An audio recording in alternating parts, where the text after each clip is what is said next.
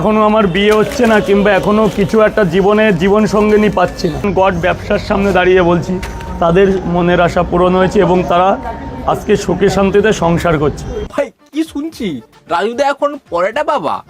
কবে থেকে? এটা কি সত্যি ঘটনা? রাজুদার পরোটা খেয়ে নাকি অনেক কাজ হয়ে গেছে। যার বিয়ে হচ্ছিল না তার নাকি বিয়ে হয়ে গেছে, যার চাকরি পাচ্ছিল না তার নাকি চাকরি পেয়ে গেছে।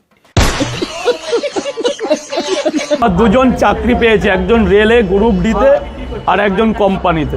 তারাও আমাকে গিফট দেবে বলেছে, আমি গিফট দিতে হবে না, সুখে সংসার করো। যারা এখনো অবধি মেয়ে পাচ্ছ না, গার্লফ্রেন্ড পাচ্ছ না, আমি সাজেস্ট করব তোমরা রাজুদার কাছে যাও। রাজুদার কাছে গিয়ে রাজুদাকে বলো যে আমাদের একটা মন্তস্ত পয়টা দাও, যেটা খেয়ে আমরা মেয়ে ছানা পটাতে পারি। ভাই অনেকে আছে মেয়ে পায়নি, বিয়ে করবে, মেয়ে পাচ্ছে না। ভাই রাজুদা তার জন্য পয়টা বাবার ব্যবসা শুরু করে দিয়েছে। যাও পয়টা খাও আর মেয়ে পাঠাও।